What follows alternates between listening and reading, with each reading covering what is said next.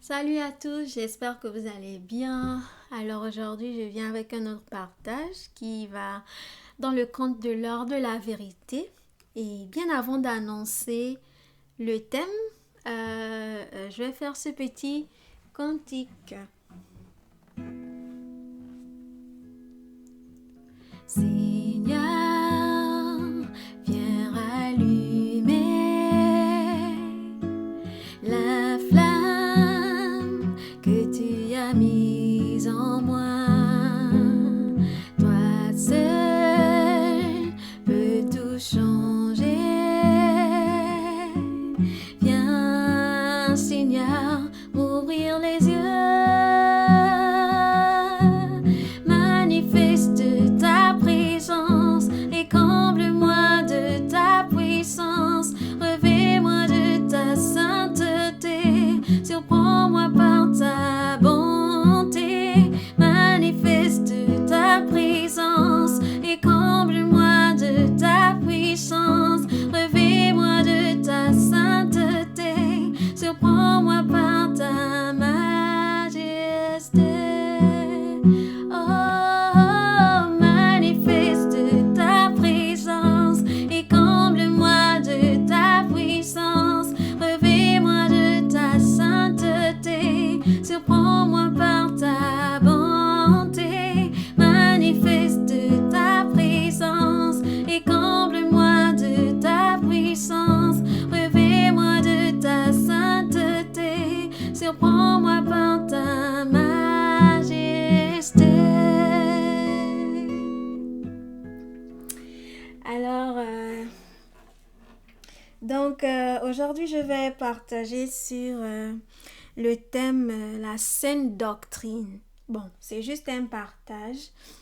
Bien avant de commencer, je remercie déjà le Seigneur et je prie que le Seigneur éclaire les yeux de notre entendement afin que nous puissions vraiment savoir et comprendre sa parole simplement dans la simplicité de cœur, que nous soyons éclairés et que nous ne soyons pas entraînés ou bien balancés à tout vent de doctrine, que nous soyons vraiment affermis et établis dans sa parole, vraiment.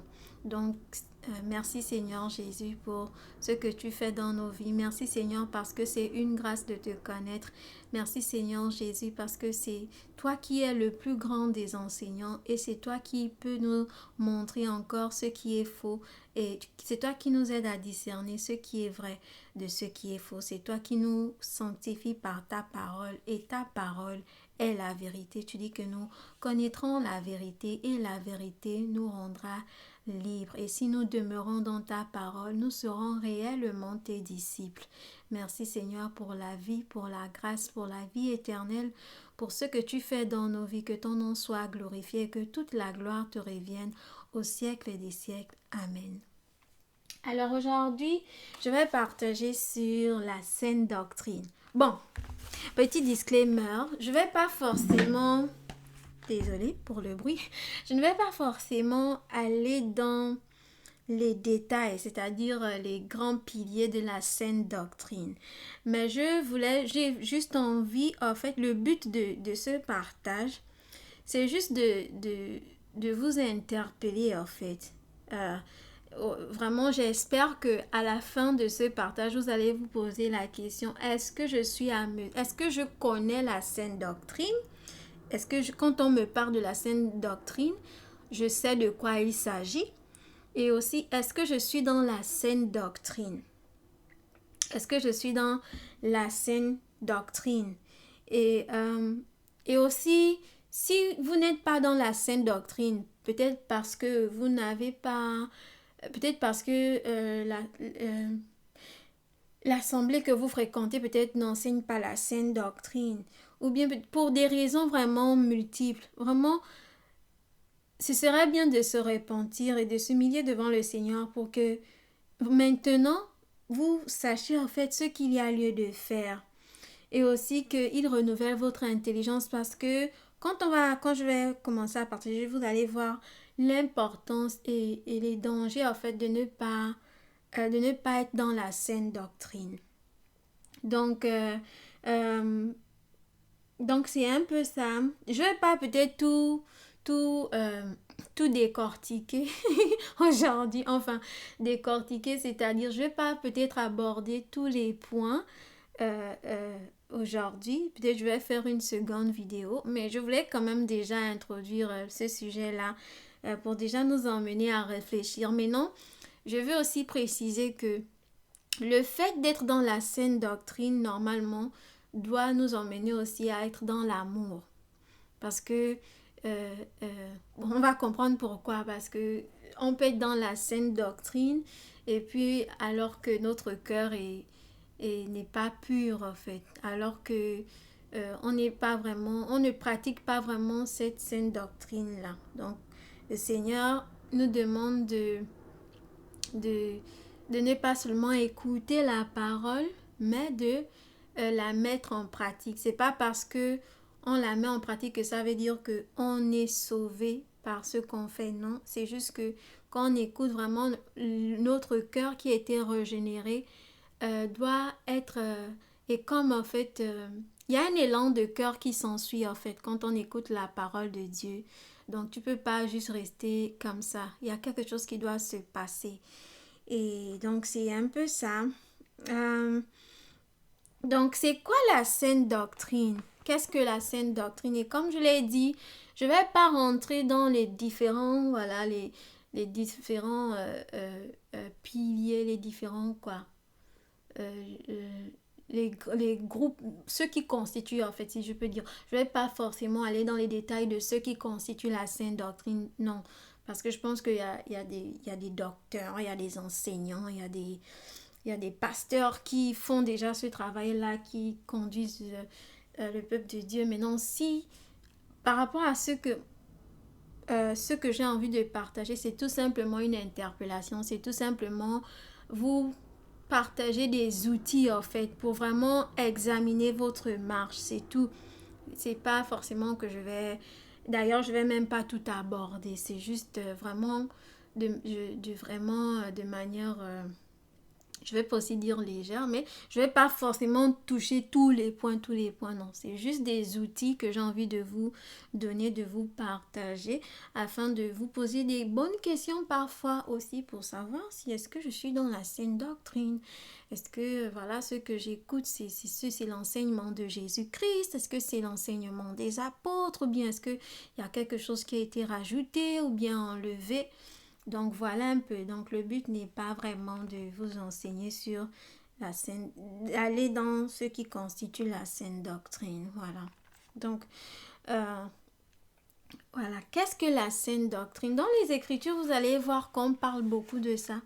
On parle beaucoup de la saine doctrine. C'est beaucoup mentionné en fait, surtout dans le Nouveau Testament. On parle beaucoup dans les épîtres, dans les évangiles, on parle beaucoup plus de la doctrine de Christ. Et ce que j'ai compris aussi, c'est que la saine doctrine, c'est aussi la doctrine de Christ. Voilà. Il y a d'autres doctrines. Par exemple, on va parler de la doctrine des pharisiens, la doctrine des scribes, la doctrine peut-être de Moïse aussi. Mais il faut dire qu'il y a la doctrine de Christ. Et il a enseigné certaines choses. Et les apôtres, en fait, ont continué dans cette doctrine-là.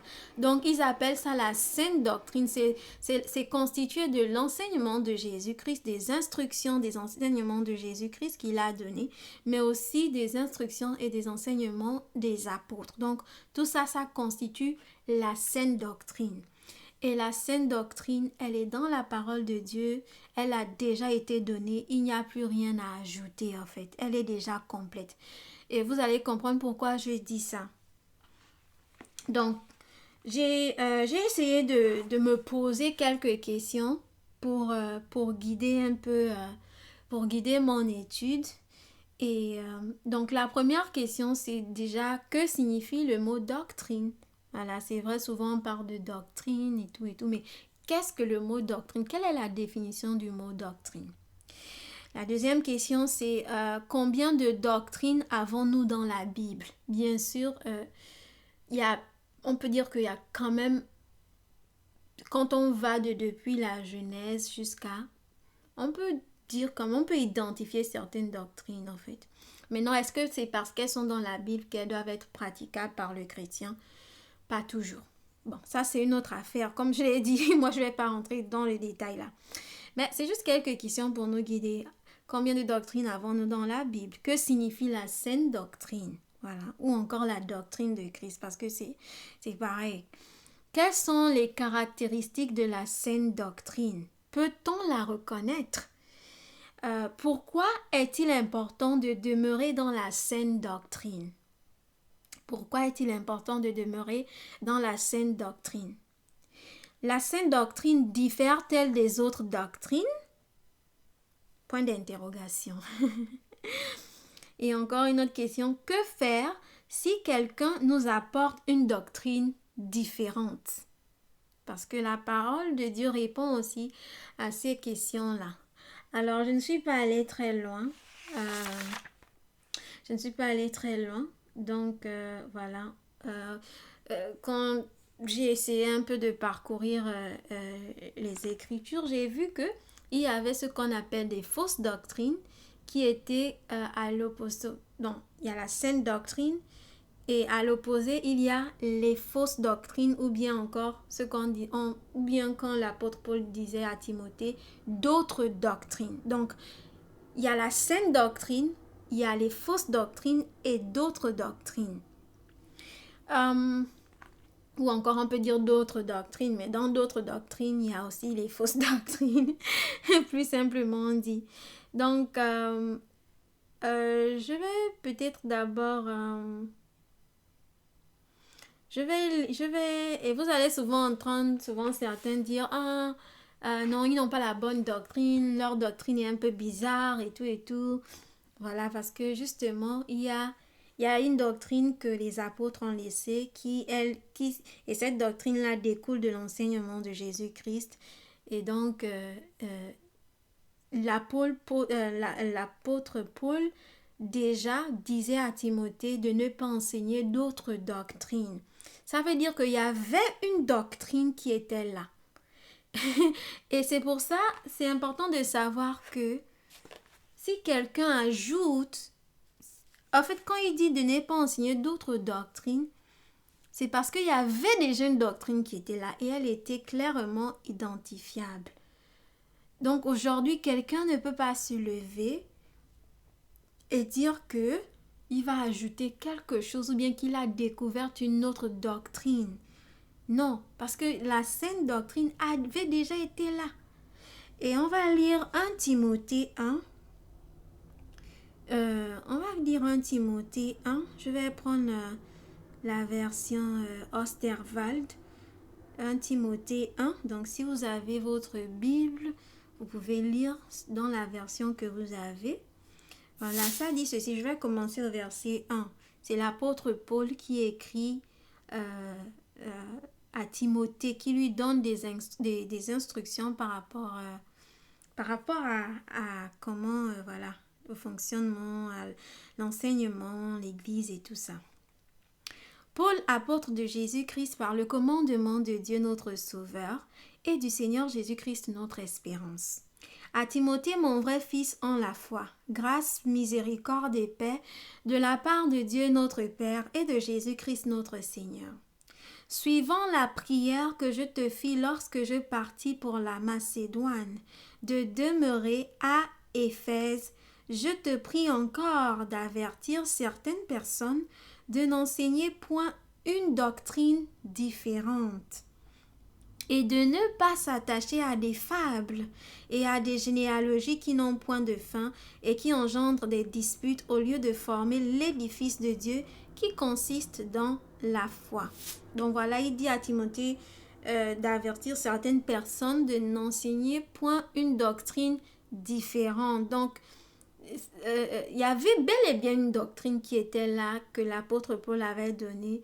Et donc, il avertit, non, de ne pas enseigner une autre doctrine à part celle qui a déjà été donnée. Donc, il y avait ça nous dit qu'il y avait déjà bel et bien une doctrine qui avait été donnée. Donc, on va donc aller dans la définition, je vais dire une définition générale d'une doctrine. Peut-être vous allez aussi pouvoir trouver une définition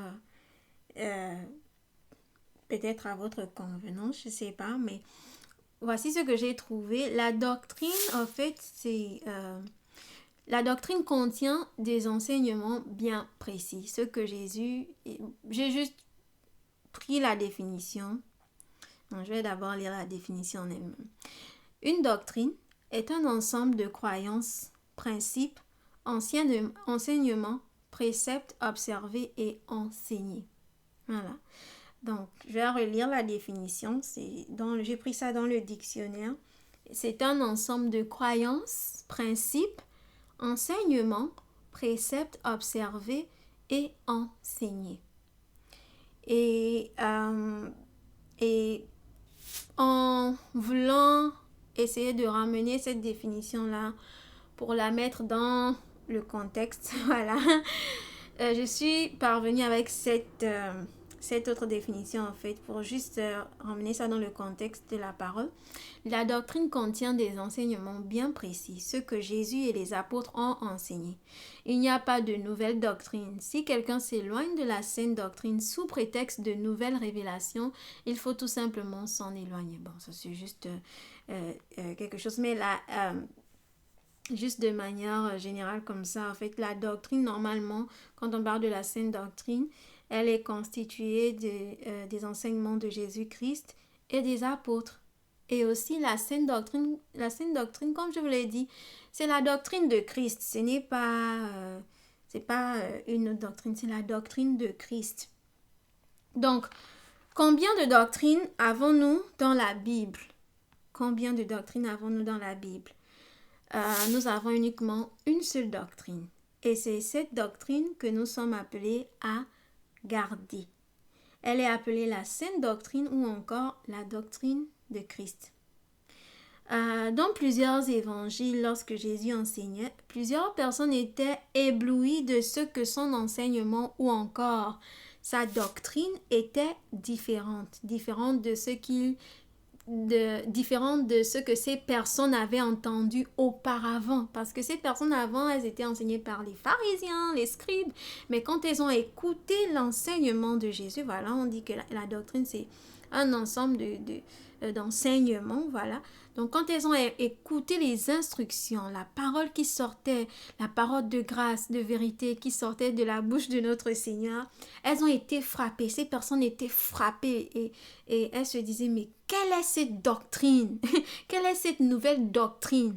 Parfois, même quand le Seigneur faisait des miracles, on disait, mais quelle est cette nouvelle doctrine? Jusqu'à certaines personnes étaient étonnées du fait que, par exemple, ils disent, ils commandent aux démons de sortir. En fait, pour eux, c'était, mais ça, c'est nouveau. En fait, on n'a pas vu ça. On n'a jamais vu ça. C'était le vin nouveau. C'était le vin nouveau. Alors, donc, c'est un peu ça. Et il y a plusieurs passages dans la parole de Dieu où vraiment on peut attester en fait que la doctrine de Christ ou encore la saine doctrine était différente. Donc on peut aller dans Matthieu 22, 33, Luc 4, 32, Jean 18, verset 19, Matthieu 7, 28 à 29, Acte 19, 23, Acte 13, 12, Jean 7, 16, Acte 5, 20 et le verset 20 et 28, Marc 1, verset 22, Jean 8, verset 31. Donc, j'ai juste cité ça comme ça parce que il faut vous-même aller aussi lire.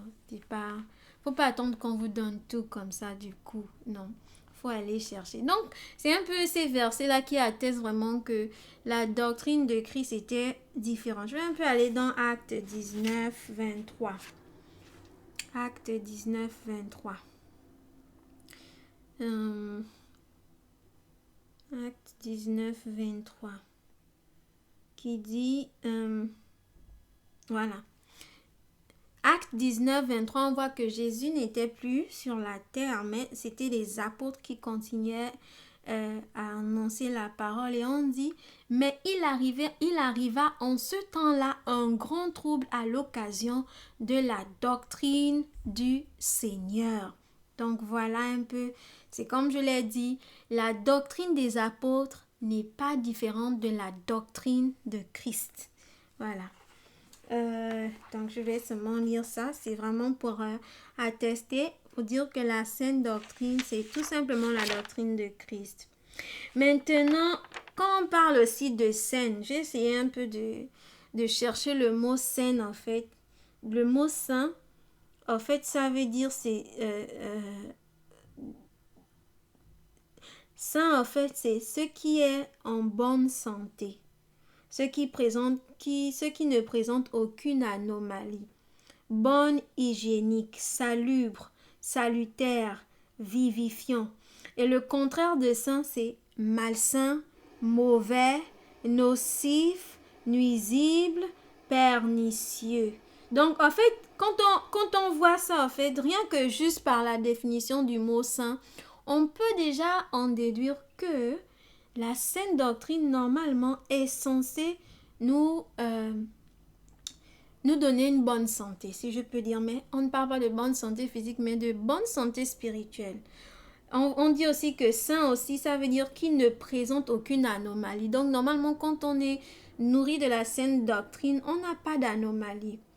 On est vivant, vivifiant. On dit aussi, c'est un autre synonyme du mot sain, vivifiant. Mais non, le contraire du mot sain, en fait, c'est malsain, c'est nocif, c'est nuisible, c'est pernicieux. Donc, quand on n'a pas la saine doctrine et qu'on a une autre doctrine, c'est clair que il y aura quelque chose de malsain en nous, de mauvais, de nocif, de nuisible, de pernicieux. Donc, c'est très important. Et ça doit déjà nous faire comprendre que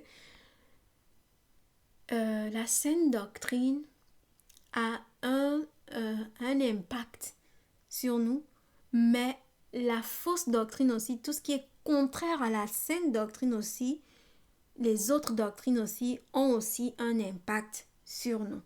Et c'est pas un impact seulement physique, mais c'est un impact spirituel. Donc, voilà. Alors, la Bible, au travers plusieurs passages, nous parle de la doctrine de Christ. La raison pour laquelle la doctrine de Christ est appelée sainte doctrine est tout simplement pour indiquer qu'elle est une doctrine qui est exempte d'erreur. Nous avons pu définir le mot saint. La sainte doctrine est hygiénique. Voilà, elle ne présente aucune anomalie, elle est salubre et vivifiante.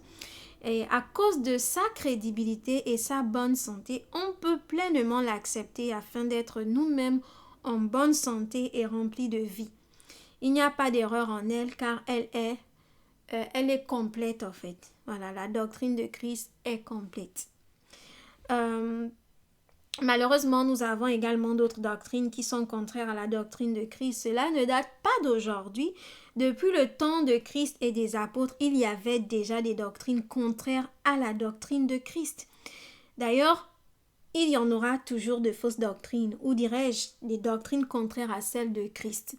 Donc voilà, comme je l'ai dit, quand Jésus était là, il y avait par exemple les pharisiens, les scribes, il y avait aussi d'autres personnes qui enseignaient certainement d'autres choses, mais on sait bien que c'était différent. À l'enseignement, c'était un enseignement, déjà on disait même que l'enseignement de Jésus, il y avait de l'autorité dans son enseignement. Il n'enseignait pas comme les scribes. Et les choses dont il parlait aussi, et ce qu'il faisait. Donc sa doctrine était différente. Son enseignement était différent. Les préceptes, tout ce qu'il donnait comme instruction, c'était différent. Au temps des apôtres, bien sûr, il y avait aussi d'autres doctrines. Il y avait des fausses doctrines qui étaient contraires encore à la doctrine que Christ avait laissée aux apôtres. Et aujourd'hui encore, il y a aussi d'autres doctrines aussi qui sont fausses, voilà, qui sont contraires à la doctrine de Christ. Maintenant, il faut savoir que ces doctrines-là comme la doctrine de Christ a un impact sur nous, ces autres doctrines-là aussi ont un impact sur nous.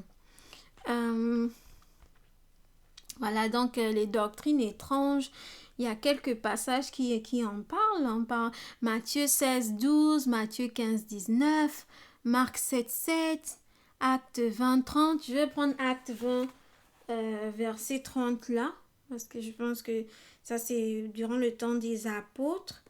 On dit par exemple que euh,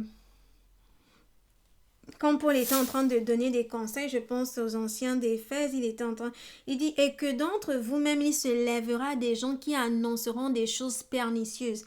Et on a bien vu que le contraire de saint, en fait, c'était pernicieux. Donc, voilà, des choses pernicieuses qui sont malsaines, afin d'attirer les disciples après eux. Donc voilà un peu Paul qui avertit aux anciens d'Éphèse. Il ne dit pas que c'est hors d'eux, il dit c'est parmi eux en fait que les gens vont se lever pour enseigner des choses pernicieuses.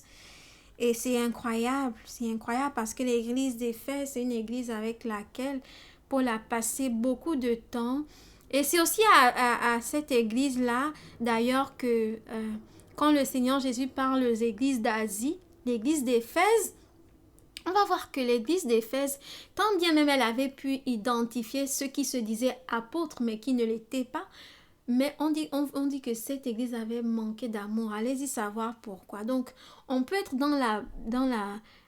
peut-être la bonne doctrine, mais voilà, il ne suffit pas, ou bien je dirais, il ne suffit pas de pouvoir identifier, voilà, de pouvoir dire, oh, tel est faux, parce on a la connaissance de la parole, on sait discerner et tout ça, mais euh, euh, il faut aussi demeurer dans l'amour, en fait, voilà. Il faut demeurer dans l'amour et voilà. Donc, mais c'est quelque chose à vraiment étudier, cette église-là. Bien vrai qu'elle avait pu identifier les faux des vrais, mais malheureusement, son cœur s'était gâté. Voilà, son cœur était pas pur. Et l'amour du Seigneur ne peut pas demeurer dans des cœurs impurs. Alors, donc voilà, il y a Acte 20, 30, voilà, où on parle des doctrines étranges, pernicieuses. Éphésiens 4, 14. Colossiens 2, 8 à 8, le verset 8 et le verset 22. Et Hébreux 13, 9. 2 Pierre 2, 2. Apocalypse 2, 14. Apocalypse 2, 24. Donc, ça, ce sont des passages aussi où vous pouvez aller lire pour voir, en fait, quels sont ces genres de... Parce que ces passages-là, dans ces passages, on touche quand même quelques doctrines qui s'étaient infiltrées ici et là. Et peut-être vous allez même trouver plus encore. Hein. Mais voilà un peu déjà quelques passages qui pourront vous permettre d'aller un peu voir quelles étaient ces doctrines-là. Parfois qui s'étaient infiltrés au milieu des croyants, au milieu des chrétiens, voilà, des disciples. Donc, c'est un peu ça. J'ai cité Apocalypse 2, 14, justement. Il y a deux églises, en fait, deux églises à qui le Seigneur s'adresse et il parle justement des faux enseignements qu'ils enseignaient et qui n'étaient pas corrects. Donc, je pense que ça a trait à la doctrine. Quand on parle de l'enseignement, ça touche maintenant ça touche maintenant le point de la doctrine en fait. Donc ces églises-là, il y avait un problème doctrinal qui était là, qui se posait. Mais allez-y, cherchez vous-même. Voilà. Euh, ok. Donc, nous pouvons constater que le Seigneur Jésus-Christ lui-même a reproché aux pharisiens et aux scribes d'enseigner des commandements d'hommes aussi. Donc, comme je l'ai dit, voilà, les pharisiens, les scribes, ils enseignaient d'autres choses. Ils n'enseignaient plus. En fait, il faut même dire que la doctrine de Moïse, la doctrine, en fait, quand on parle même de la doctrine de Christ, c'est aussi la doctrine de Dieu. Mais les pharisiens, ils avaient mélangé, en fait. Ils n'enseignaient plus tout simplement, comme ils disaient qu'ils étaient fidèles de Moïse, ils étaient disciples de Moïse. Mais quand on regardait bien, en fait, on voyait que ils n'étaient plus clairs en fait parce qu'ils avaient mélangé maintenant avec des enseignements d'hommes. À un moment donné, même le Seigneur les a repris et il a dit que il y a certains qui disent qu'ils vont aller donner l'offrande à Dieu et à cause de cela, ils n'aident pas leurs parents.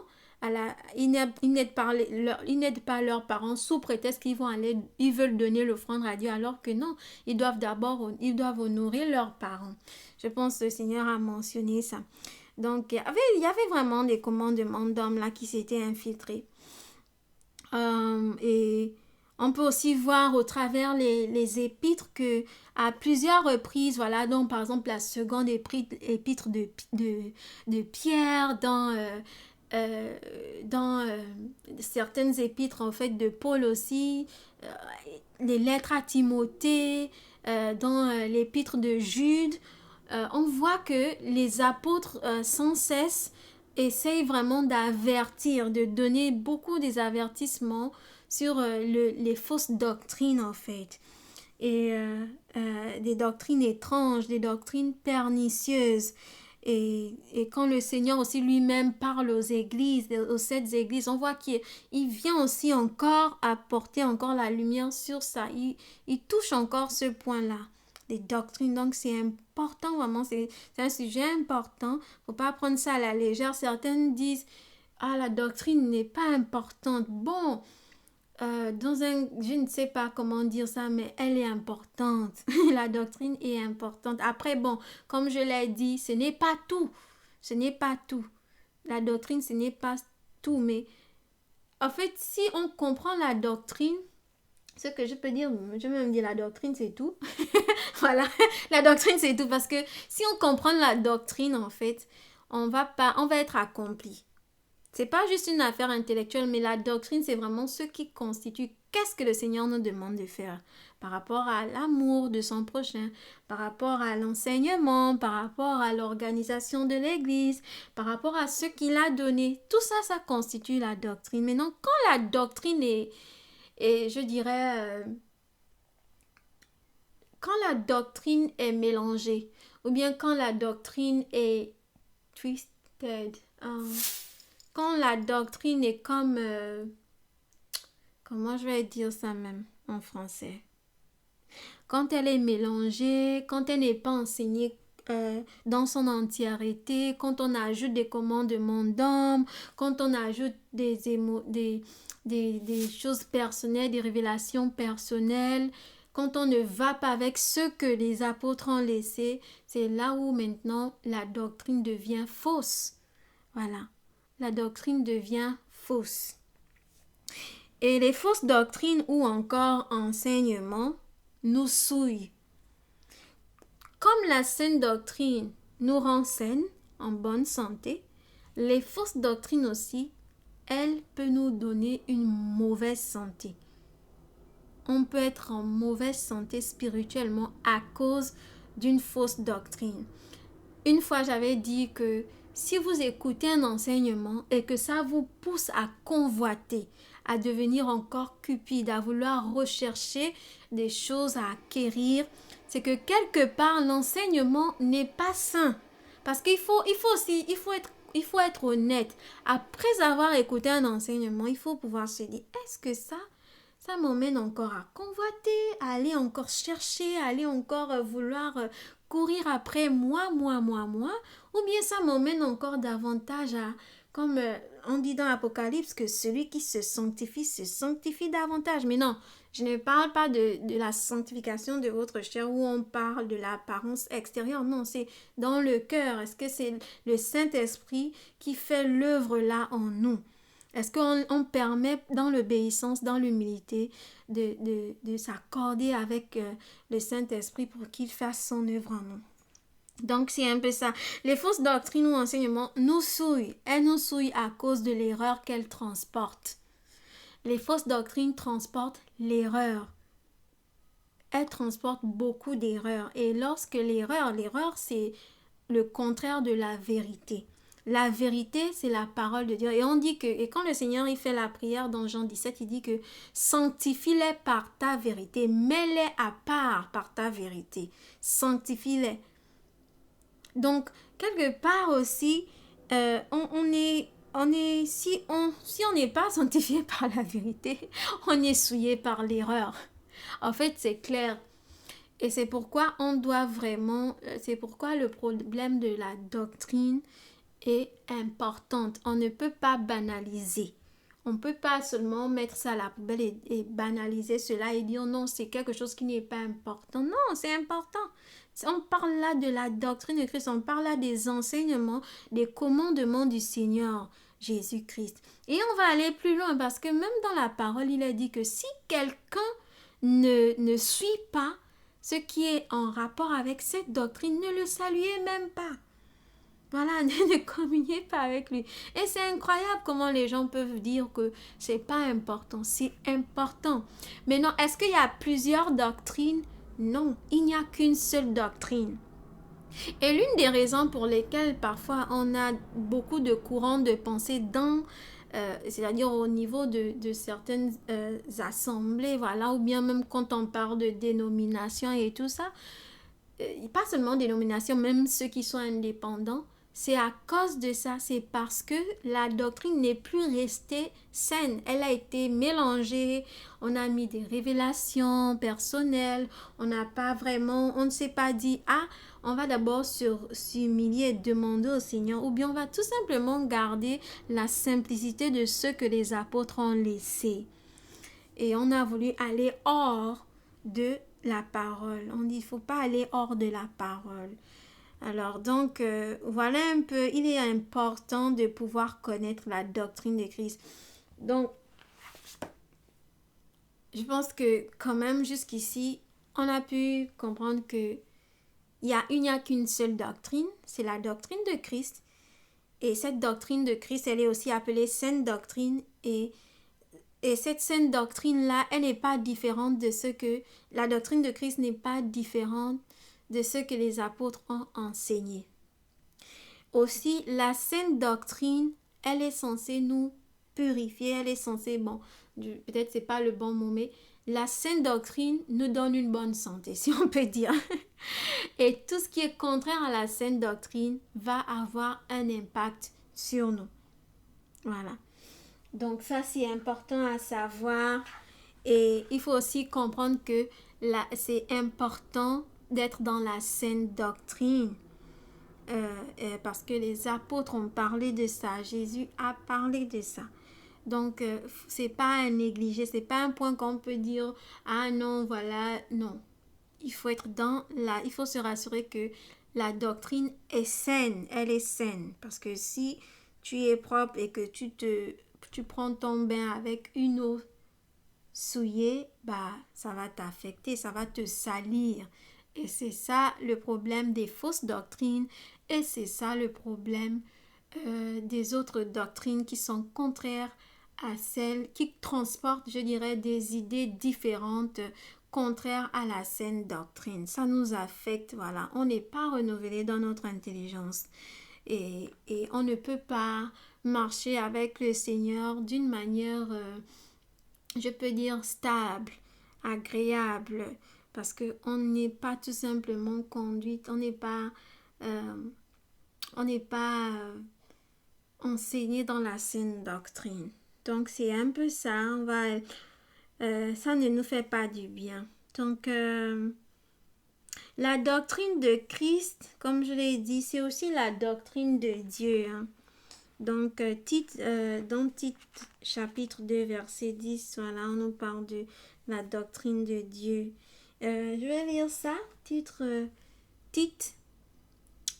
chapitre 2 verset 10 dit: exhorte les serviteurs à être soumis à leur maître. Non, verset 10. Je vais commencer au verset 9 alors.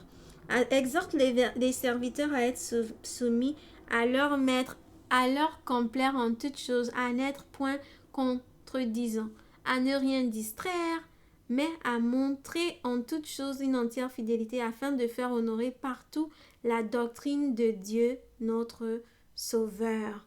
Alors, donc, Tite 2 aussi, on donne certains, je peux dire des instructions. Et ces instructions-là, ça, c'est tout simplement en rapport avec la sainte doctrine qui est la doctrine de Christ.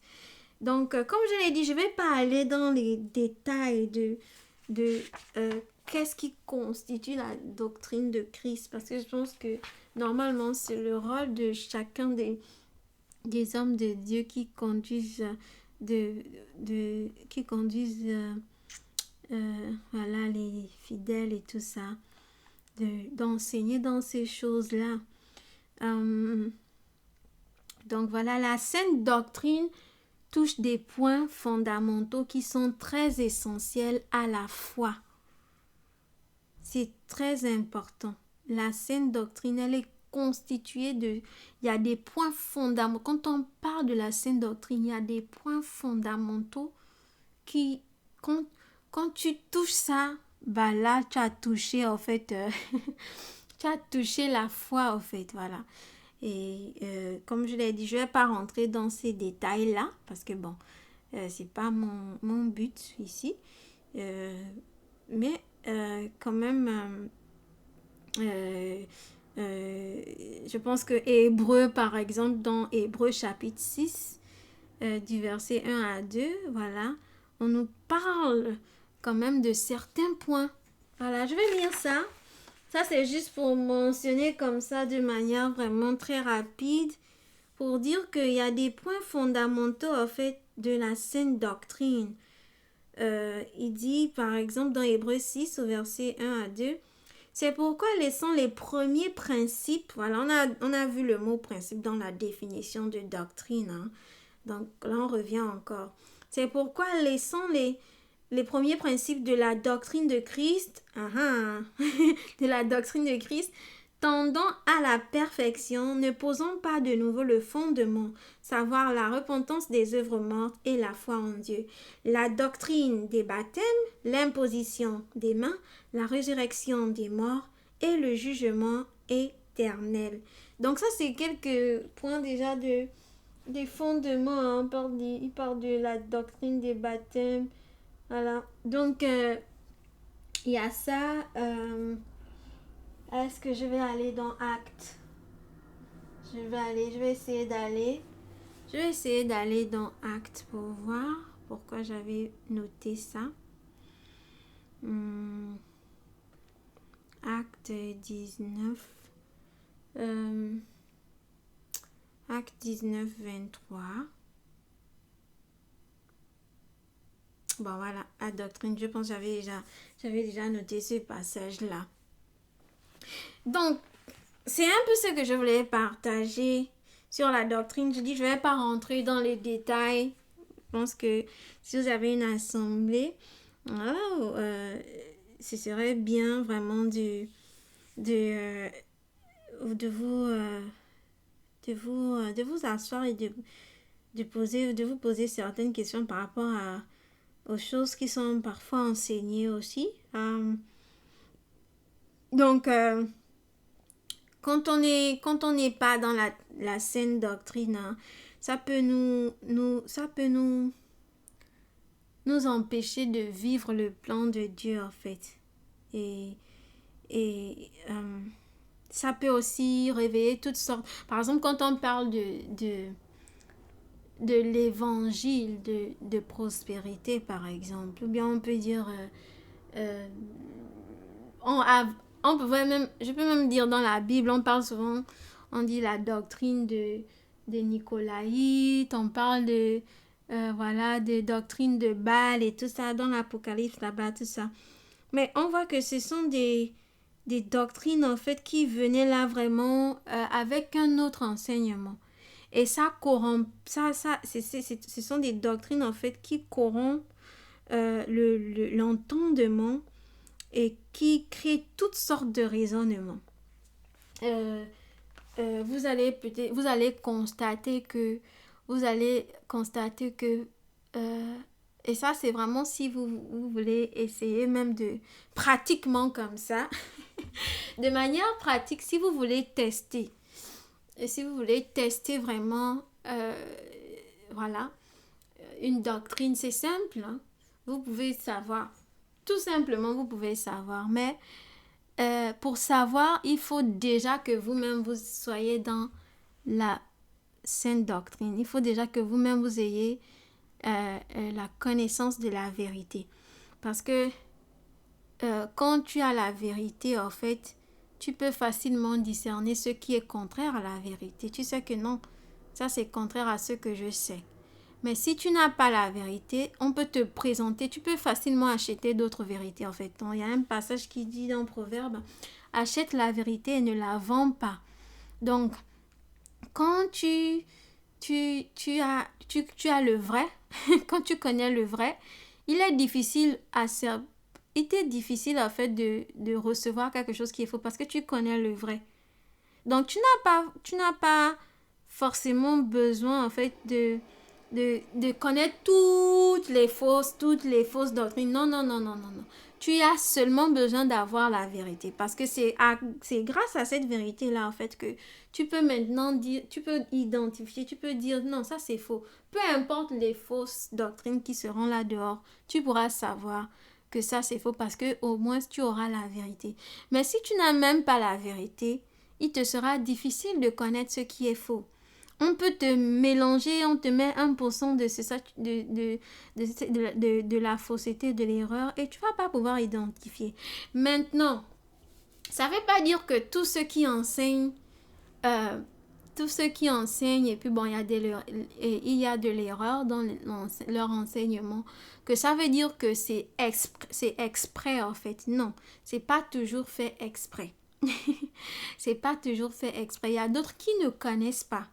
Il y a vraiment d'autres qui, vraiment de tout leur cœur, voilà, ils se disent c'est bon. Peut-être qu'ils n'ont pas encore grandi dans la connaissance de certaines choses de la parole de Dieu. Du coup, quand ils enseignent, il y a peut-être des erreurs. Il y a peut-être des choses qui ne connectent pas vraiment, qui ne collent pas vraiment.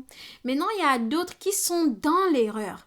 Et l'erreur est devenue pour eux la vérité. En fait, c'est ça. Il y a des personnes qui sont dans l'erreur, mais cette erreur-là, c'est que c'est leur vérité, en fait. Et ils sont tellement convaincus de ça qu'ils enseignent ça. Donc, je peux même dire, je ne sais pas si ils sont dans leur égarement ou bien je ne sais pas. Je ne sais pas. Vraiment, il n'y a que Dieu qui sait. Et il y a d'autres aussi maintenant qui savent, qui sont dans l'erreur et qui prennent cela pour exploiter les gens. Donc, il y a plusieurs catégories. Mais il ne faut pas seulement dire, il faut pas seulement se dire non parce que telle personne a dit seulement que voilà. Non, non, non. Calm down. Take it easy. Calm down. Non, il faut vraiment à la lumière de la parole, il faut voir vraiment. Et c'est pour ça qu'on dit on reconnaîtra par les fruits. Voilà, il faut voir est-ce que cette personne vraiment c'est intentionnel ou bien c'est pas intentionnel ou bien peut-être la personne n'est pas encore bien assise dans la parole de Dieu et puis bon, il y a peut-être ces erreurs-là qui viennent comme ça, la personne n'a pas encore reçu la lumière. C'est possible parce que on grandit. Maintenant, il y a d'autres qui sont carrément dedans. Pour eux, c'est devenu leur vérité parce que on leur a peut-être dit non, c'est pas comme ça, mais ils n'ont pas voulu. Et donc, ils sont dans l'erreur là, mais pour eux, c'est leur vérité. Et ils sont tellement convaincus de ça. Maintenant, il y a d'autres qui savent que ça, c'est l'erreur même, mais qui enseignent ça. Pourquoi? Parce qu'ils ont un motif derrière. Et vous allez voir que souvent quand l'apôtre Paul, il disait qu'il annonce l'évangile, il disait qu'il n'annonçait pas l'évangile par motif, voilà, personnel, ou bien pour flatter, ou bien pour avoir un quelconque gain, ou bien pour se faire valoir. Non. Et il faut analyser ça. Quand vous voyez quelqu'un, est-ce qu'il y a quelque chose qui a trait à ça dans son caractère? Pas seulement l'enseignement. On peut vous dire des belles choses. Quelqu'un peut venir enseigner quelque chose de bien, ça sonne bien, tout. Mais la vie de cette personne, voilà, le fruit, le témoignage du Saint-Esprit dans votre cœur, ce que l'enseignement, je vous ai dit, il y a des enseignements clairement. Il y a même pas moi, j'ai vécu. Il y a des enseignements en fait. Hein. Tu te dis que non, mais c'est bon, mais vraiment c'est bon. Mais dès que tu t'en aperçois, en fait, ça déjà enflé je vais parler comme ça a enflé ta chair. Ça veut dire quoi? C'est que ça a déjà créé en toi un désir, voilà, de posséder, de rechercher des choses, de courir après ceci. Tu vas commencer à te dire, ah, j'ai pas ça. Tu vas commencer à prier. Tu vas commencer, ton regard va commencer à se détourner, en fait, de la simplicité vraiment de ta marche avec le Seigneur. Et tu vas vouloir peut-être aller te tourner maintenant à chercher peut-être, même si avant ton but, c'était pas de forcément aller conquérir le monde. Voilà, aller conquérir le monde. Mais tu vas maintenant chercher à faire ça au lieu de regarder à Jésus, au lieu de tout simplement te concentrer sur aimer le Seigneur, suivre le Seigneur, afin que tu le ressembles de plus en plus, voilà. Mais ça va te détourner le regard, tu vois, ça va te dire, va chercher tes propres rêves, tes ambitions, il faut atteindre tes objectifs, le Seigneur c'est le Dieu de la bénédiction, on n'en disconvient pas, c'est le Dieu de la grandeur, voilà, il faut faire des choses grandes, il faut penser grand, parce qu'il veut nous emmener loin, il veut faire ceci, cela, il faut encore, et tout ça en fait, ça commence à te nourrir, ça te nourrit, ça te nourrit, ça te nourrit, et là tu es détourné de chemin parce que ça t'attire, ça t'attire. C'est comme si ça te prenait d'un chemin simple et ça t'emmenait à côté, ça t'emmène sur un autre chemin. Et c'est ça, c'est ce que les fausses doctrines font. Parfois, c'est très subtil. Comme je l'ai dit, il y a des points fondamentaux de la doctrine de Christ. On parle par exemple du Saint-Esprit, on parle du salut, on parle de... voilà, on va te dire, ah non, c'est par les œuvres, voilà, tu n'es pas vraiment sauvé. On va te dire, ah non, euh, si tu mets, je vais prendre un exemple, peut-être que, parce que ça trouble beaucoup, euh, on va peut-être te faire croire que c'est parce que tu t'habilles d'une certaine manière que tu es sanctifié. Non. Ou bien que voilà, comme tu portes des robes, tu portes des jupes, et puis bon, ça veut dire que là vraiment tu es sanctifié. Alors que c'est pas d'abord ça, c'est d'abord l'intérieur. C'est la coupe de l'intérieur là, c'est le cœur d'abord qui doit commencer. Et tout ça après ça en découle. On va dire il y a des principes des hommes. On va commencer à te dire, voilà, j'ai vu, j'ai rêvé, voilà, si c'est pas comme ça, c'est comme ça. On va te mettre ce genre de choses, te troubler, te perturber, on va te donner des révélations extraordinaires. Voilà, je suis allée, voilà, on va te dire, j'ai vu Jésus, le Seigneur m'a dit ceci. Mais alors que ce que la personne dit, tout simplement, tu peux aller dans la parole de Dieu et tu lis la même chose. Alors, il n'y a pas quelque chose d'extraordinaire là-dedans. Et ce sont des fausses doctrines là aussi, ça amène la manipulation, ça amène les divisions, ça gâte le cœur, on va aller chercher beaucoup de choses en fait. Et ça vient mélanger, ça enlève la simplicité de la parole de Dieu et on ne laisse plus le Saint-Esprit faire l'œuvre dans la vie de chacun et on ne permet plus au Saint-Esprit de faire son œuvre et on est perturbé et on est loin en fait, on n'a plus la paix, parfois on n'a plus la paix. Tu vas voir que tu étais dans la paix, tu as reçu le Seigneur, tu es dans la paix, dans la joie. Tout d'un coup, on commence à on te présente. C'est comme, en fait, les doctrines, c'est comme si, pour moi, c'est comme l'illustration que je peux donner là, c'est comme si on te présentait à quelqu'un, on te dit, ok, voici telle, la doctrine de telle. Et puis toi, tu es là, en fait, si tu ne connais pas, tu dis que, ah, mais ça, vraiment, ah, peut-être que je ne connais pas encore bien le Seigneur, non. Il faut que je cherche ça. Après, quand tu te rends compte que le Seigneur t'aide, on te présente encore à une autre doctrine. Et c'est ce que la parole nous dit on ne doit pas être emporté à tout vent de doctrine en fait. C'est ce que la parole nous demande. Voilà, on ne doit pas être emporté à tout vent de doctrine. Et si on est emporté à tout vent de doctrine, c'est parce qu'on n'est pas établi dans la doctrine de Christ, dans la doctrine du Seigneur. Et je vous ai dit Il n'y a pas une autre doctrine encore. La doctrine que Jésus a laissée, que les enseignements des apôtres, du Seigneur Jésus aussi, c'est tout. Il n'y a pas encore à ajouter là-dedans. Si quelqu'un sort de la doctrine de Christ, ne le recevez pas, n'écoutez pas. C'est vrai que parfois ça vient même nous trouver.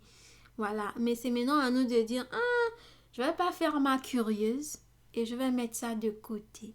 Parce que après ça nous éloigne en fait de la simplicité de la parole et ça nous éloigne du plan de Dieu et ça nous crée toutes sortes en fait de choses en nous et puis bon ça corrompt en fait corrompt notre entendement. Donc dans notre entendement on est corrompu parce que tout simplement ce n'est pas la saine doctrine qui est là en train de travailler en nous. Donc c'est un peu ça que je voulais partager. C'était pas vraiment pour aller dans les détails de ça, mais dans les détails de la saine doctrine. Mais c'était vraiment pour juste toucher quelques aspects et vous dire que c'est important. C'est pas quelque chose qui est anodine. On peut pas seulement dire non, vous êtes trop dans la saine doctrine, machin. Non, c'est important. C'est quelque chose qui est très important. Voilà. Et si on laisse la saine doctrine pour s'attacher à des doctrines de démons ou bien pour s'attacher à des fausses doctrines, autres doctrines encore, on parle par exemple de la doctrine de, la doctrine de, on peut dire même de la doctrine de la prospérité, on peut dire entre griffes parce que tout ça en fait c'est ça. Ou bien on parle de la doctrine des démons, des esprits, voilà, de tout ça, tout ce qui est on pense que voilà c'est spirituel mais alors que c'est tout simplement des choses mystiques, c'est des choses qui viennent en fait souiller la saine doctrine. Alors donc c'est un peu ça et je voudrais vraiment attirer votre attention. Pour moi c'est très important parce que je ne savais pas que voilà il y avait quelque chose comme ça, il y avait quelque chose de saine doctrine et tout ça. Moi je ne savais pas mais avec le temps le Seigneur m'a fait comprendre que c'est important. Voilà, on ne peut pas se mélanger comme ça et dire que voilà, non, que c'est pas important. Et puis voilà, c'est important. Parce que, et c'est pour ça, quand on indexe souvent certaines personnes par rapport aux choses qu'elles enseignent, c'est pas parce que, c'est pas pour faire du mal, mais c'est vraiment parce que la fausse doctrine, la doctrine qui est contraire aux enseignements de Jésus peut nous éloigner du plan de Dieu. Et ça peut nous souiller, ça peut nous corrompre, voilà, et ça peut nous emmener même encore peut-être à,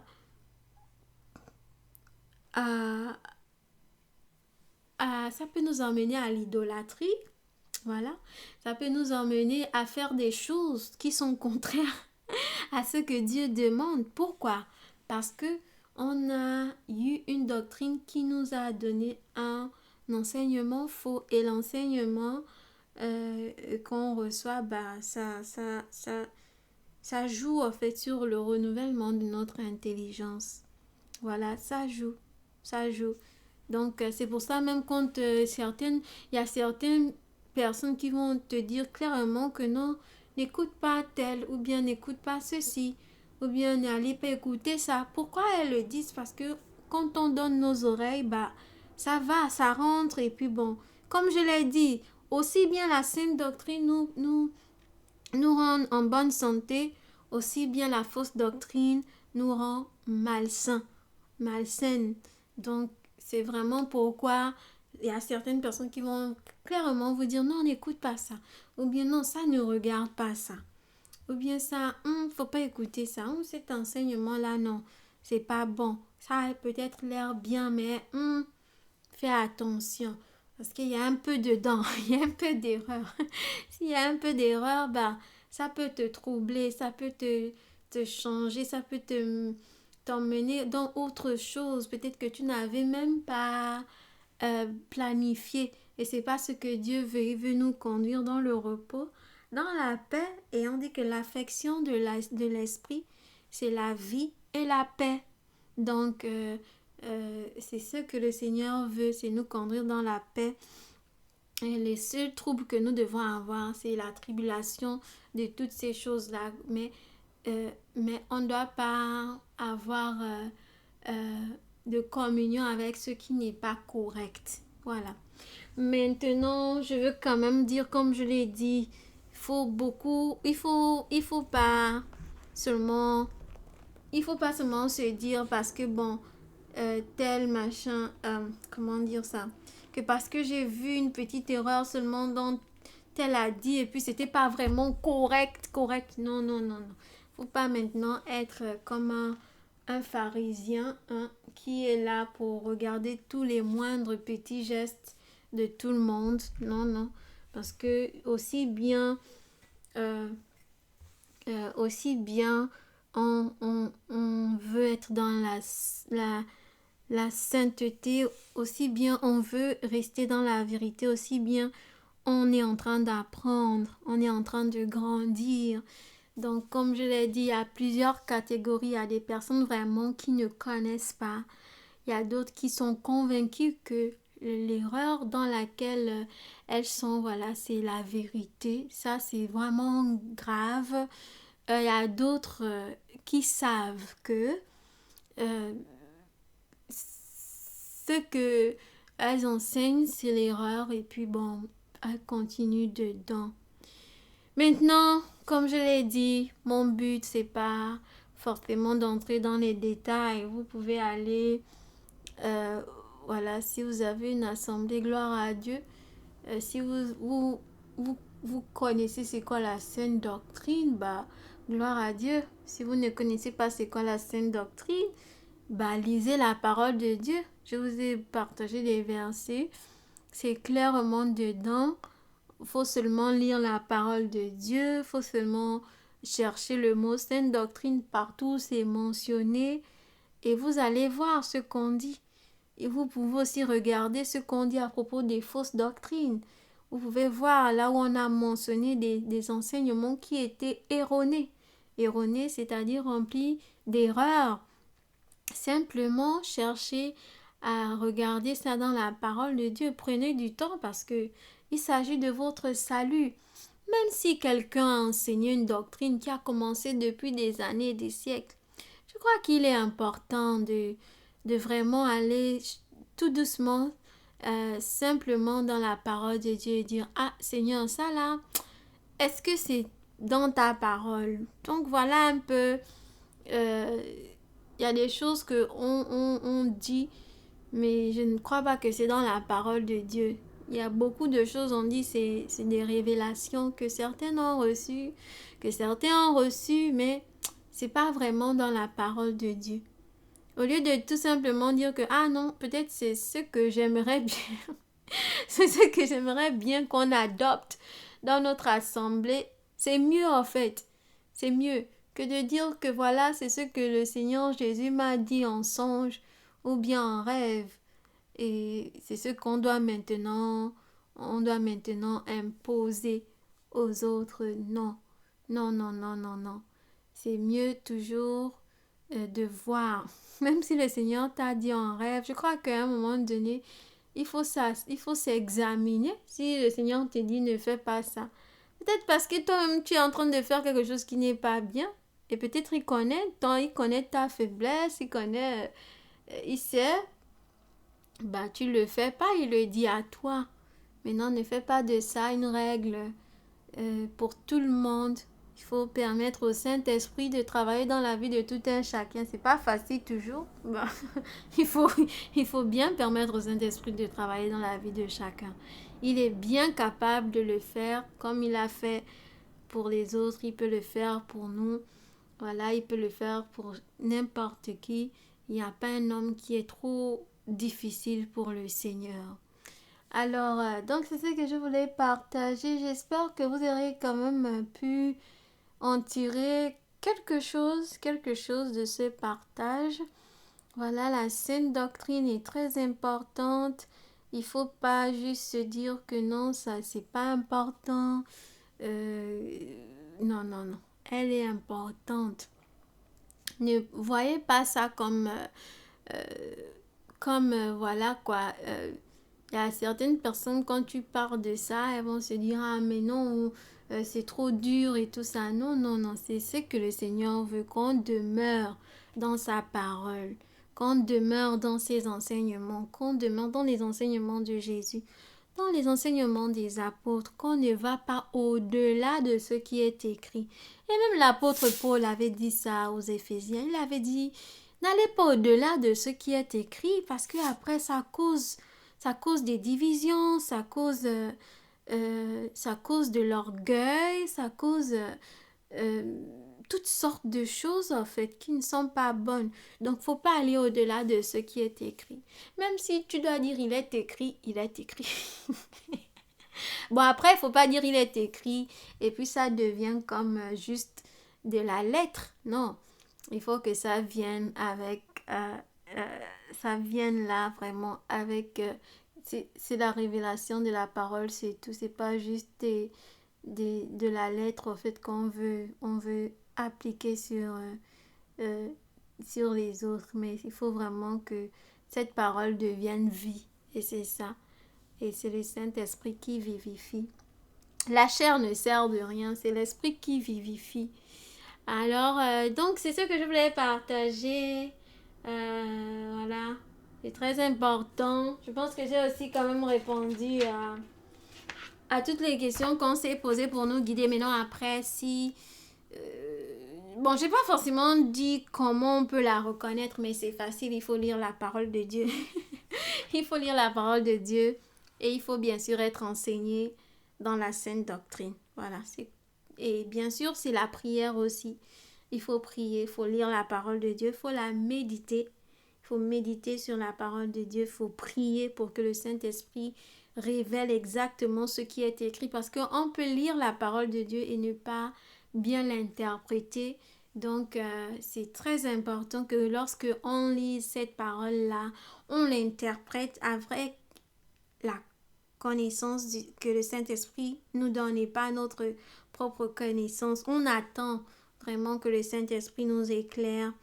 Donc, j'ai aussi quand même donné, voilà, j'ai quand même répondu à la question pourquoi il est important de demeurer dans la saine doctrine, parce que si on ne demeure pas dans la saine doctrine, on peut ne pas vivre les choses que Dieu veut qu'on vive. Voilà, parce que si tu n'as pas la révélation de la parole de Dieu qui est claire, comment tu vas marcher, comment tu vas avancer. Voilà. Si tu n'as pas la parole de Dieu qui est claire, qui donne de l'intelligence, comment tu vas progresser sur le chemin étroit? Non, tu peux même être bloqué, tu peux même stagner là. Et puis bon, voilà quoi, tu ne progresses pas, tu ne grandis pas, alors que nous sommes appelés à grandir dans le Seigneur. Donc voilà, tu vas être occupé, tu vas être distrait à chasser les démons, alors que Dieu veut peut-être que tu prennes ton temps à aller prendre soin, aller tout simplement prendre soin des autres, c'est tout. Ou bien aller faire quelque chose d'autre. Tu vas te dire non, c'est le démon, alors que c'est pas le démon. C'est tout simplement un passage obligatoire que tu dois prendre parce que tu dois porter ta croix. Alors, on va mettre le démon où il ne faut pas et on va plus se concentrer sur ça alors que on doit se concentrer sur le Seigneur. On doit garder nos yeux sur le Seigneur et contempler sa gloire et sa splendeur et sa bonté et sa beauté et sa magnificence et sa grandeur et sa souveraineté et son amour, méditer sur son amour. Il y a tellement de choses à découvrir de lui et on ne s'épuise pas parce qu'il est éternel et on peut le contempler jusqu'à l'éternité sans s'épuiser. Alors donc c'est un peu ça, la sainte doctrine diffère aussi des autres doctrines, ça c'est clair. Euh, voilà. Un des fondamentaux aussi de la sainte doctrine, c'est la sainteté. Hein. C'est la sainteté ou bien encore, comme on dit, la sanctification. Donc voilà vraiment aussi un des fondamentaux, un point fondamental de la sainte doctrine, ce n'est pas à mettre de côté. C'est pour ça que j'ai dit, voilà, il faut vraiment être dans une assemblée ou bien avec des personnes qui vraiment qui sont restés avec la saine doctrine. Alors, la dernière question, que faire si quelqu'un nous apporte une doctrine différente? Je crois qu'il y a un passage où on nous dit que si quelqu'un nous apporte une doctrine différente, euh, il faut pas le recevoir. Il faut pas le recevoir. Je vais chercher. Il y a un passage où on nous dit que si c'est clair, parce que c'est important, c'est pour dire que c'est important. Voilà, c'est important. Si quelqu'un...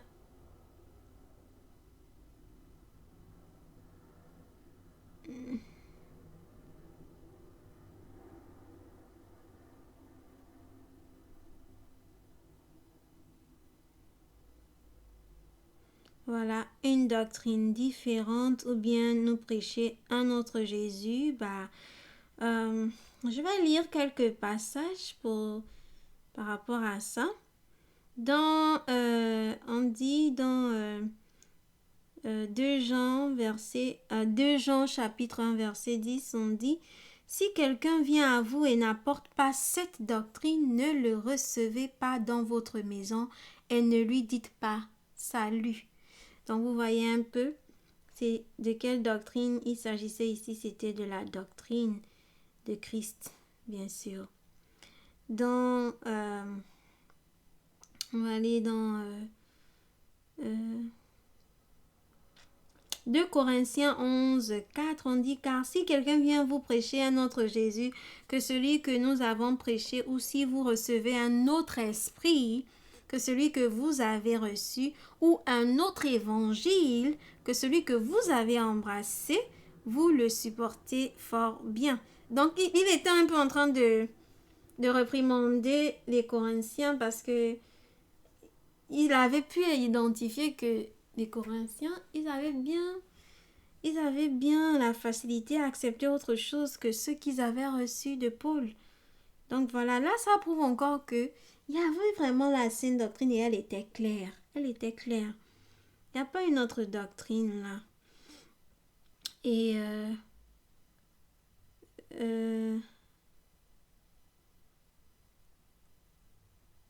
voilà, dans Galates aussi on dit, Galates chapitre 1 du verset 8 à 9, on dit: mais quand un ange du ciel annoncerait un autre évangile que celui que nous vous avons prêché, qu'il soit anathème.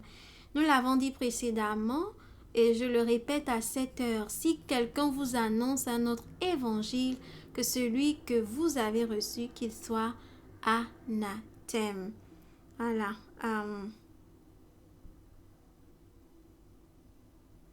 Voilà. Anathème. Donc, faut pas s'amuser.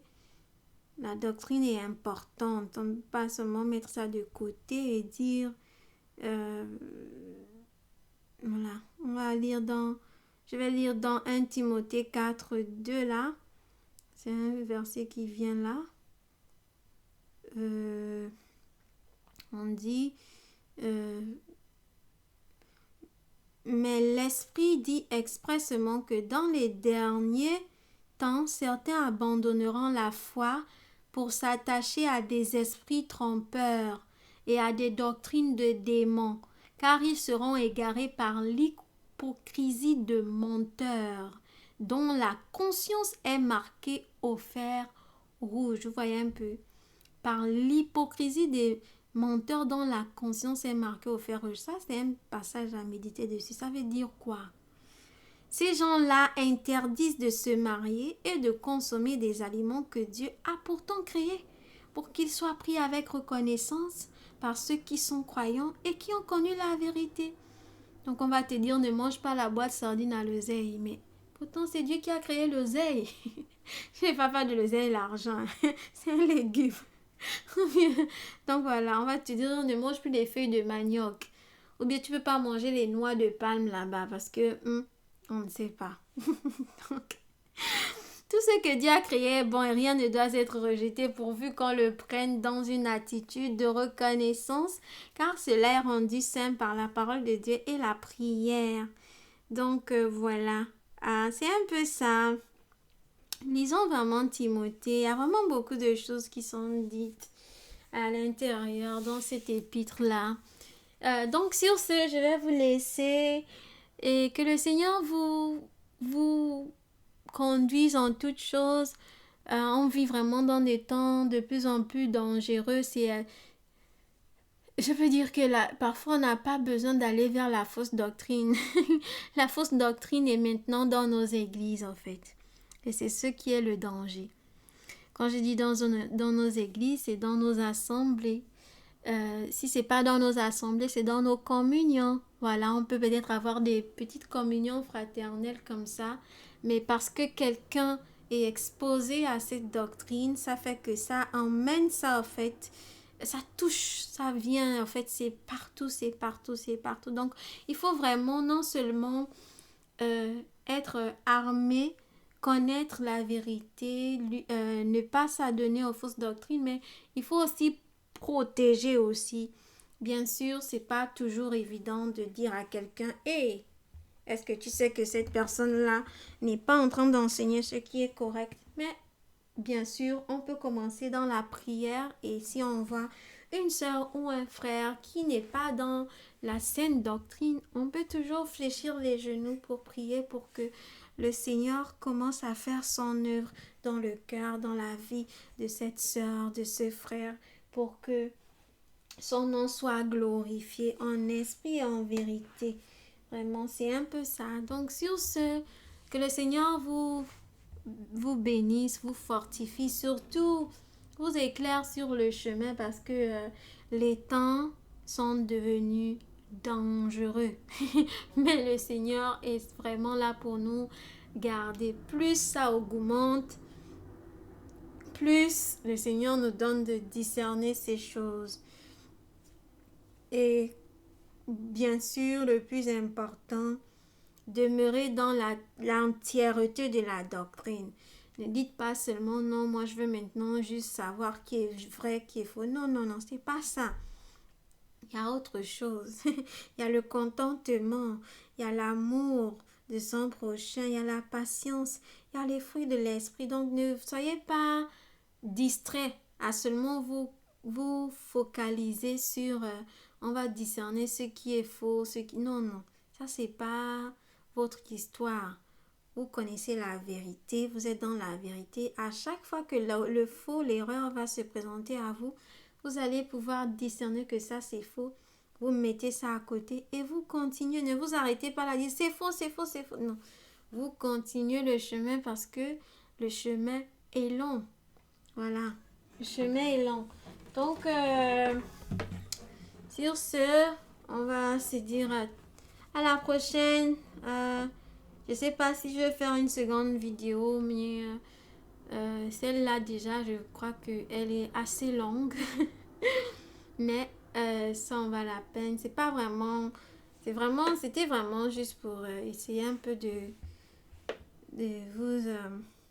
vous exhorter hein, à chercher la parole, à lire la parole de Dieu, à chercher le Seigneur et à s'examiner, à savoir est-ce que je suis dans la bonne doctrine, est-ce que c'est ce que le Seigneur dit, parce que malheureusement il y a beaucoup de choses qui se font ici et là. Certaines personnes sont dans des dénominations, des choses, mais elles se disent c'est ça la vérité, mais quand on met ça face à la parole de Dieu, on ne dit même pas, parfois on va dans les débats, mais on n'a pas besoin de débat.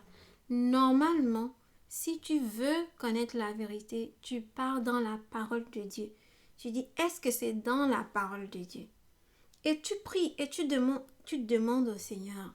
Dieu est capable de te révéler la vérité simplement par sa parole. Tu pries sincèrement, tu dis Seigneur, là où je suis, je ne connais pas, mais je suis prête à laisser tout ce que j'ai d'abord, on m'a dit, inculqué, et je veux maintenant marcher par ta parole. Dieu est miséricordieux. Et quand il voit un cœur comme ça, il dit, ah, voici une qui veut connaître la vérité. Et je vais l'emmener dans la vérité. Et c'est ce qu'il veut, c'est l'humilité de cœur. Même si c'est un homme de Dieu qui est grand, qui a beaucoup de choses, s'il est humble pour dire que, ah, Seigneur, je ne sais pas si je suis dans la vérité, mais vraiment, j'ai envie de savoir parce que j'ai pas envie d'emmener les gens dans l'erreur. Et c'est ça, il faut être humble devant le Seigneur. C'est l'humilité seulement. Si on n'a pas l'humilité seulement, c'est pourquoi il y a l'orgueil, il y a les divisions. Parce que si tu n'es pas humble pour reconnaître que, oh, ça j'avais enseigné ça, mais je me suis trompée.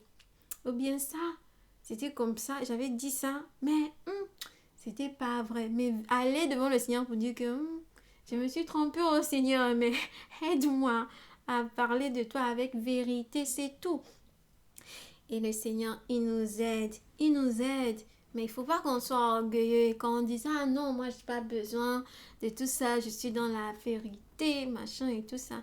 Non, il y a un niveau, mais quand même, ça ne s'aligne pas avec la parole et que tu sais que ça, c'est une autre révélation. Mais les apôtres n'ont pas parlé de ça. Parce que ça aussi, on veut, il ne faut pas qu'on se mente. Il faut être honnête. Si tu es en train de dire quelque chose, ok, même c'est pas dans la parole de Dieu. Jésus n'a pas parlé de ça. Les apôtres même n'ont pas parlé de ça. Pourquoi toi tu vas vouloir parler de ça? Toi tu es plus grand qu'un apôtre des apôtres maintenant. On a même dit que le Seigneur Jésus m'a dit que il a dit que ces 12 apôtres là, ils seront comme je ne veux pas raconter des bêtises.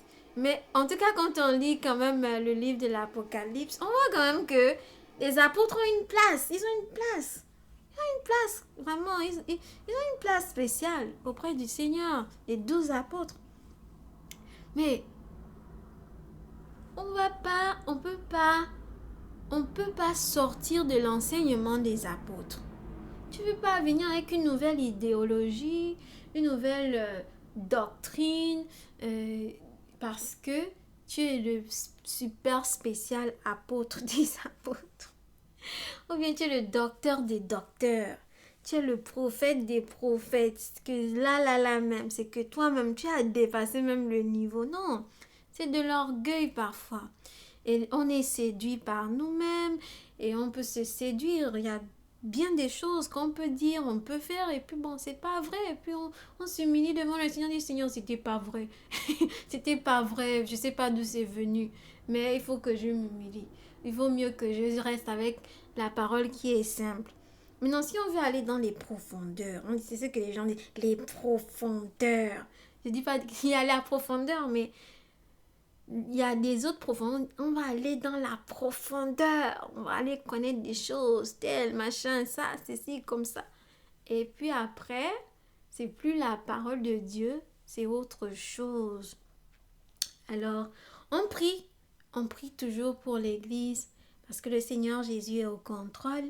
Il est le chef de l'Église et voilà. Donc, je voulais vraiment dire ça parce que si même dans une assemblée, même la saine doctrine n'est pas enseignée, ça peut causer des choses, ça peut causer toutes sortes de choses en fait et c'est pas bon, c'est pas bon. Donc c'est un problème important.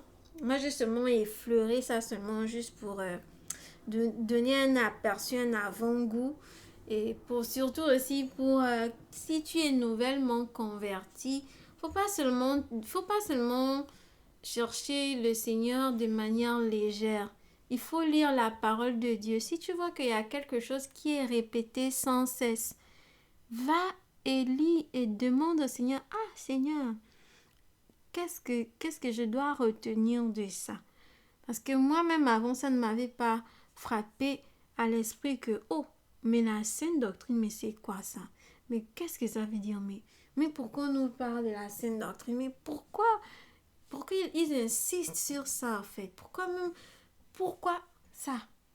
Et là, le Seigneur nous révèle. C'est pas interdit poser ce genre de questions parce que c'est pour connaître, pour ne pas aller dans des erreurs, dans des extravagances.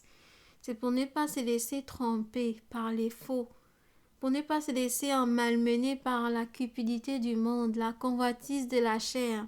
Beaucoup d'enseignements, c'est ça. On va te dire, fais ceci, fais cela. Oh non, Dieu est machin. Dieu est grand, il fait des choses extraordinaires. Mais on doit faire attention seulement. C'est pas pour limiter Dieu, mais on doit faire attention à ne pas conduire les gens à faire autre chose que ce que Dieu veut. Et vraiment, c'est pour ça, on se plaint aujourd'hui que les gens ne suivent pas Dieu, mais c'est pas que les gens ne suivent pas Dieu parce que c'est à cause de l'enseignement qu'ils reçoivent. C'est à cause de la parole qu'ils reçoivent. Donc, si la parole n'est pas la parole de vie, qu'est-ce que vous voulez? C'est le résultat de la parole. Quand la parole est annoncée, il y a aussi un résultat. Il ne faut pas s'étonner. C'est le résultat de la parole. Si vous avez des gens qui sont remplis de choses, et puis bon, mais c'est le résultat de la parole que vous êtes en train de leur annoncer. C'est ça que vous créez en eux. Au lieu d'enseigner la parole simplement pour que les gens soient sincères avec le Seigneur, ils marchent dans la paix, dans la simplicité, ils ne sont pas donnés à beaucoup d'autres choses, et tout ça. Donc, que le Seigneur soit béni, que le nom du Seigneur soit élevé, loué et que nous soyons tout simplement dans la présence du Seigneur, environnés de sa grâce, que nous soyons affermis par la grâce du Seigneur et que nous ne cherchons pas d'autres sortes de doctrines, je ne sais pas trop. Alors donc pour cette fin, je prie que le Seigneur nous conduit. Je vais faire un cantique. Quand je vois ta main puissante agir, je ne peux que, Seigneur, te bénir. Oh, quand je vois ta main puissante agir, je ne peux que, Seigneur, te bénir. Dans ta grandeur, dans ta splendeur, devant ton trône, je me réjouirai dans ta grandeur, dans ta splendeur, devant ton trône. Je me réjouirai. Donc je vais faire ça. Ok. Sur ce, on se dit à plus.